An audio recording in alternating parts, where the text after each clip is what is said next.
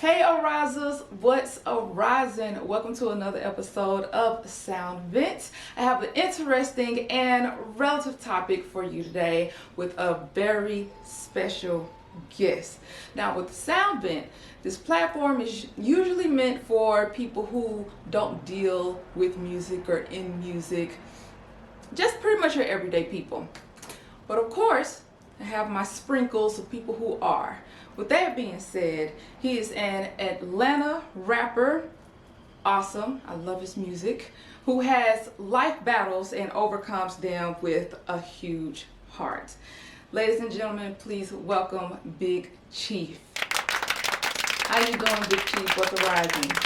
I'm doing great. Grand Rising. How are you doing?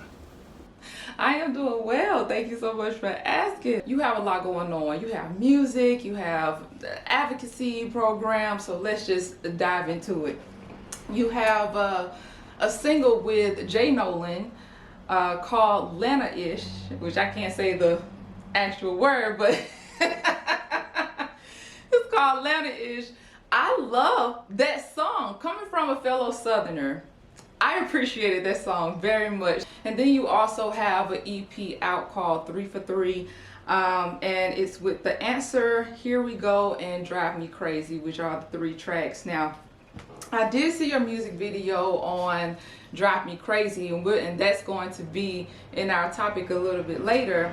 And then you also have a single called Woke Up that was released in July 2020. So how has just all this been going for you? 3 for 3 is a 3-series project.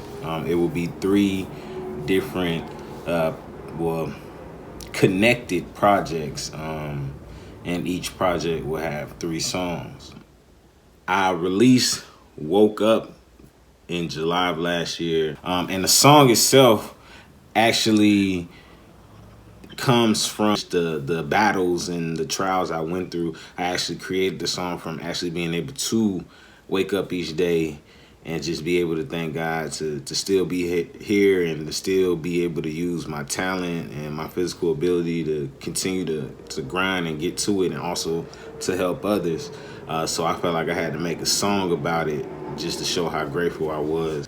The Answer is actually a record. It's a short record. It's the intro to the first 3 for 3 project, and it was inspired by Allen Iverson, who is AKA The Answer. I saw that video. Oh, yeah, because you just put it out. Oh, amazing. That's my boy. I love AI.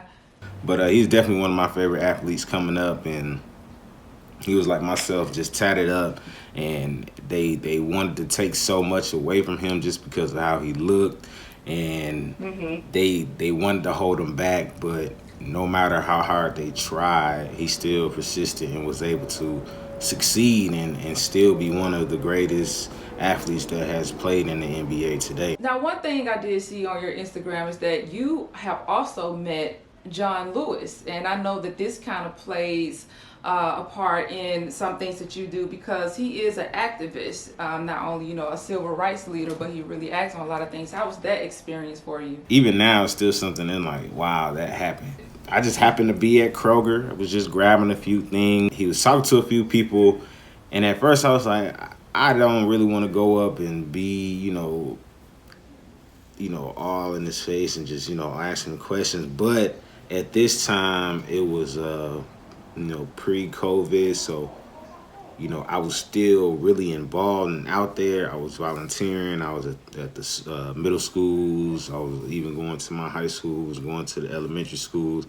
And I knew that he would have some advice for me as far as just continue to push on and volunteering and giving back to the community and just wanting to be bigger than myself. And that's exactly what he gave me. Like, he really talked to me for a good 5 minutes or so, and that's a long time for someone just to be standing in the Kroger parking lot, as someone of his stature. So he really talked to me for a good minute and just was telling me, just to keep pushing, and no matter through the struggles and everything, always find a plan and create it and make sure that you just continue to put yourself in a I guess you say a better stance, and just always know that you already have your worth. Like, you're not looking for it. Like, we're already great.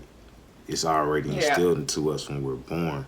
So we're not searching for it. We're just here to show it. When COVID hit, it stopped me from being able to be in the schools how I was, but I have been more focused on more virtual interactions and doing more visuals and dropping more videos. And that's when I became more open about my health as well, to interact with individuals who may be dealing with what I'm dealing with, or just even need that motivation and that push to know that, whatever you're going through, it could be worse. And, even when you do go through something that you may feel like is bad, you can keep pushing. Can't nothing stop you but you. I hear that you say that it kind of took you out the schools of 2020. We wasn't really foreseeing that to happen. And so I'm guessing that you're talking about dealing with the youth, the program that you was dealing with. And when that kind of faded off, you went into being an advocate for what you're dealing with, which is seizures and epilepsy. Correct. So it when COVID hit and there was pretty much everything was shut down, it was like, I wasn't gonna be allowed in these schools, and I wasn't gonna be able to do the things that I was doing because I was physically in front of these kids and talking to them and just showing them better ways and this and that. So it changed the game of what I was doing. But I did also notice that I could not only speak to the youth, but also just speak to the youth, to the adults, to anyone that's going through what I'm going through, that I know a lot about. And it was crazy because I was experiencing more seizures during the time of the shutdown and everything, because everything was just changing. It was drastic changes, and there was stress, and it was this, and it was that. And I worked as security. Things just changed, and then I had my baby boy that was born January 2020, and I'm going through all these different changes. I have a new son. I have this and that, and so it's the stress has it's boosting these abnormal activity in my brain, and then it's boosting these seizures. So when I'm sleeping and trying to relax, my body's not even fully relaxing or even fully asleep, and boom, I'm having these seizures. I didn't want to use my ailment or my disorder to make money or to get people to pay attention to me. Like, I didn't want that to seem like that's what the particular goal was. But as it continuously happened, I'm like, I gotta talk about this, because I know people are going through this, and they're probably being just like me, like, I don't really want to talk about this to nobody, or I really don't want to put it out there like that, or this is next. So I'm like, you know what? I am an artist. I am a former collegiate athlete. I am a former high school athlete. I am someone who connected with a lot of people. So I'm just like, it's probably people that's been in, all the different lanes that I've been in, who is at least one person out of all the different lanes that I've been in that's going through what I'm going through. And I can connect with these people, and they can have somebody to talk to, or at least someone that understands what they're going through, and they can either find, a de-stress situation, or they can find answers that they probably didn't know, because I'm bringing so much more awareness, and I'm trying to present different things that people may not even know. I've been getting so many messages and so many people telling me their story, and it's different people saying, like, I've been going through this, and I'm glad you shared this because it made me feel better. And them reaching out to me, even though they're telling me me sharing and me doing this and me creating these programs is helping them, it's helping me at the same time. It is amazing with the work that you have done and the work that you are continuing to do. You guys just got an earful. As you can see, he has a lot going on. This guy has a heart. Please make sure you follow his story because he is incredible. He's doing incredible things in Atlanta, representing for the South. Now, I know that you were talking about earlier with AI and how he has misperception, and so let's get on that because it's actually going to be our topic that we're going to have today is misperception. That's why I thought that was perfect. Yeah, right. It's just fit and flowed all together. With you being the person that you are and how you look, you have this kind of sort of rough exterior. Like, don't get me wrong. First and foremost, I completely understand how black is just being black simply is a whipping. But when it comes to your perception in particular, you have tats in the music video, drive me crazy. I think you have like a grill. You know, you got the beard. Not saying that all beards are, give this right. Look, but you have this look where it can be very hood, and like I said, it's just kind of rough. I'm sure you have people who misperceive who you are because whenever I look on your Instagram, you are a complete family man. Like I can tell you love your family. When I listen to your music, it definitely has a message in it. People can relate to it, especially being from that area. As I've grown older, I've actually grown to love it. When I was younger, wow. When I was younger, I kind of had facial hair. I think maybe around 8th grade or so. At least like a mustache, definitely. And then like 9th grade, I think I had a little beard or so. So as I was growing, I always looked a little older than what I looked. I didn't really get tattoos until I was about 18. But even before then, just my build and my stature and how I looked, I came off a certain way. Most fights and stuff that I've gotten into or that I was involved in was pretty much sports based. It was like on some sports stuff or some rival stuff. It wasn't really on no I'm beefing with these people or he stole my girl or none of that type of stuff. I wasn't into that drama. Like I was always the type of person that was trying to keep the peace or be the mutual friend or bring everybody together just because I rocked with pretty much everybody. I didn't have no beef or no haters or nothing like that.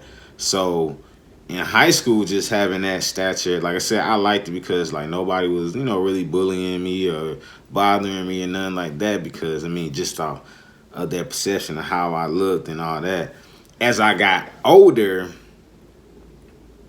I didn't really like it when it came to like the job scene.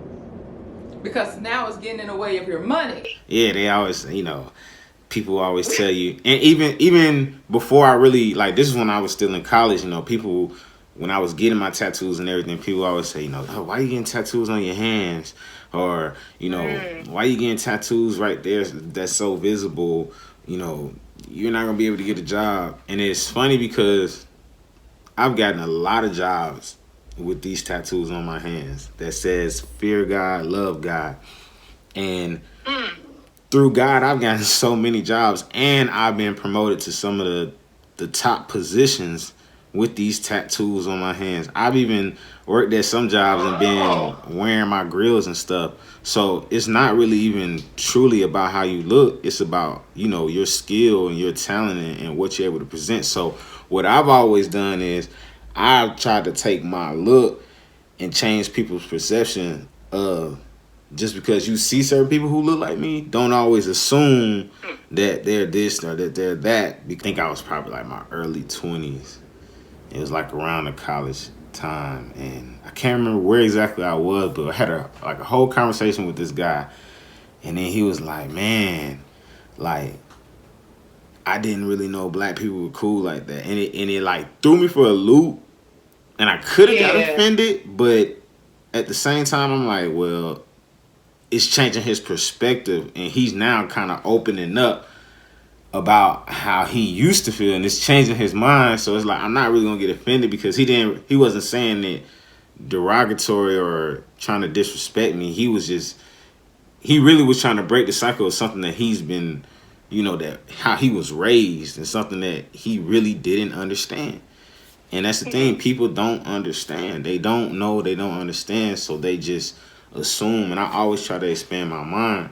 And with expanding my mind, I try to find ways to expand others' minds that surround me or the people that's paying attention to me, the people that I present my message to. Whenever you look at Travis Scott, Snoop Dogg, Meek Mills, Rick Ross, like you have these, and we could even throw in Remy Ma and Lil' Kim, with this, and it's not, you just have this look about them where you automatically are like, oh, they're a little bit too hood for me, or they're a little bit too, they're involved in things that I don't want to deal with, like I don't, it's that kind of perception.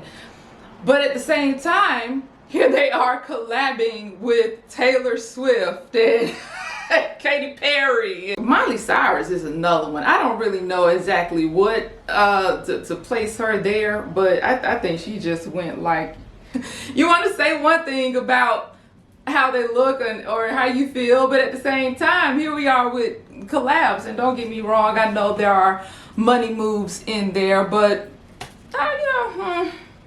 I could write to pretty much almost any type of production. So I work with EDM producers. I worked on different type of songs because I do features, or I write with or for other artists or producers or this and that. But as far as my music that I put out, I still stay with the same message. I wouldn't say that I wouldn't necessarily do a feature with certain or other people, but at the same time, I'm also not gonna taint my message or taint my image. Still gonna present myself how I present myself, and still be who I am. Like J. Cole, like people could, if they didn't know J. Cole and they just looked at J. Cole, they would almost assume like who is this dude? Who is this homeless dude? But he developed that though. When he came out, he was. But even when he first came out, it just was like he wasn't really about trying to really rock the jury or be the freshest or nothing like that. He just was him. He just had his own style. He just did him. It seems so simple, but this man is very complex. Like he's very, very smart, like very intelligent, and a wise businessman on top of that. I see what you're saying, and I know it's one of those don't judge a book by its cover, but when I think of J. Cole, I don't see him in the same light. Like I said, especially when he first came out, not talking about what his look that he developed over time, but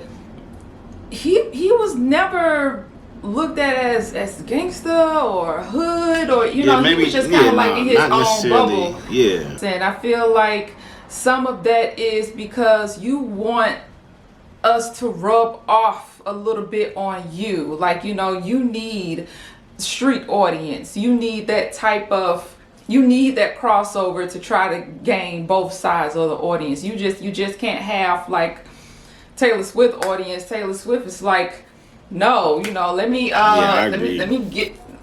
get over to the streets a little bit so they can hear my music as well. So like I said, I know it's a money move, but it just doesn't sit right with me how, like you come off how you come off, but yet I need your audience, so let's collab. It's a culture vulture thing, and with me, I guess that's my biggest reason on why I strive to stay independent, and not independent as far as just like, I'm gonna always just do this by myself. No, I'm gonna build myself into an empire, into a business, to where I'm working with these other bigger brands and bigger business, and I'm just cutting out the middleman, and I'm working directly with them and not having to pay someone else or someone else take out of my profit for them to do something that I can do myself. And majority of those people are not the ones who look like us. They're someone who looks totally different, or who probably don't necessarily care about your fortune or your future. It's just about, can you add money to my pockets, to my bank, to my company? And if you're benefiting me, then we'll figure out a way for things to continue to work out for you. But once you can't benefit me, then it's like you're replaceable. So once I figured that out, I learned that, like, for working for other people and working in the corporate America and all that. And I figured, it's personal. It's not personal, excuse me. It's just business with them. So I had to realize, okay, I care more for myself. So you gonna have to learn how to be a businessman and run your own business, or figure out a way to where you're gonna get the most benefit from any work that you do, versus you pretty much just giving this company your all and not really getting anything back in return. You already deserve a paycheck because you definitely work for that. So it's like you work for that, but it's like you're waiting every week or 2 weeks, whatever. Like, they're controlling your money however it goes, and then the government's taxing into it, and then this, and then that, and then it's just a lot to it where there's still a middleman who's telling you when you gotta wake up and come to work, how you can take your breaks, if you can go on vacation or not, if you should stay longer, or whether you can or not stay longer, if you can get extra time. It's just like, man, you control how I make my money, when I make my money, like where I make my money, like, and that was just too much for me. It got hard for me, and like you said, it was just like, you're using me. It's still in the same frame, like, you're using me. Like, you don't really care about how I look. You don't care if I look like this, or if because you're using me for what I have, whether it's my music, whether it's my the skills of me knowing how to, do maintenance work or do this or that. Like, you're using me for what I have. And then again, once you use me or I dried up, it's like I'm replaceable. You just go get the next person. Like, it really doesn't matter. Do you think if you were told by the masses that looking less hood or looking less ghetto or looking less rough, that you would go further, and if action was behind it, like, you really wouldn't get as far as some would get with looking a certain way? Like, would you change how you look, or would you not have gotten tattoos or not have gotten certain things?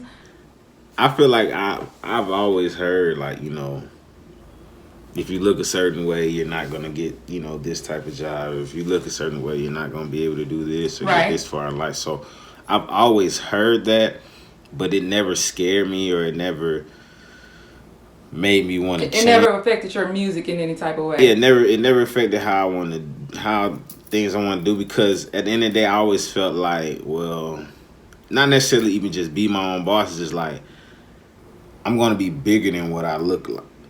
So I always knew that I'm going to be able to provide something bigger than what I look like, so that when people see me, they don't even see what I look like. They see my energy. They see my vibe. They see my work. They see my resume. Like, they look past my tattoos. The person that put this together, or, yo, you made that one song that touched my heart, like, da-da-da-da-da. Like, that's what I focused on. And that's what I'm getting in return. Like, it's so many people that I never really would thought that would be hitting me up and thanking me, or asking how can they help me, or donate, or this and that, just off of me being an advocate for epilepsy and seizures, or just off of me dropping a song about, just, working hard and staying focused, or, taking care of your family. And when someone says, you can't look like this, don't look like this, don't look like that, it's like, I hear you, but that's just the perspective. From doing what you can do is gonna help you get around those people, to, it's like, the people that's part of your network, and it's gonna build your network. As we already know, the late DMX had recently passed. I feel like he was one of those that kind of fit that bill, and I'm not familiar with every single track that he's ever done. But I feel like DMX was one of those that he kept that hood perception. Like, don't get me wrong, he went commercial at some point where he was really blasted in mainstream, but I feel like it was still some kind of holdback. Like, he wouldn't have been on a Katy Perry track or a Taylor Swift track. Like, he wouldn't have been on any of those. Whenever we look at Jadakiss, they stayed true to who they were. I feel like, once again, they did have some commercial success, but it wasn't in the way like a Travis Scott. Cassidy is another one. Like, I don't know what is the difference, because both of them look and give off this vibe, but one is held back a little bit more than the other. Yeah, I think it's just about what you're open to. Yeah. Not to take anything away from these guys. Sometimes these guys are just telling stories that they've been around, like the people that they've been around, the things they experienced. So sometimes their image comes from a fake it till you make it image. So they're already kind of faking it till they make it. So once they get there, it doesn't really affect them to really do this or do that, because that's the type of stuff they was looking to do all along. Like, some people really are looking to get in those positions so that they can start doing this and doing that, or just like, not everybody is like, some people do look hood or they do look rough and tough, but not everybody actually is rough and tough or hood. It's just a look sometimes. Just to get you by. I see that. In some, they continue to be who they were, but I mean, like you said, I guess it just depends on what you're open to.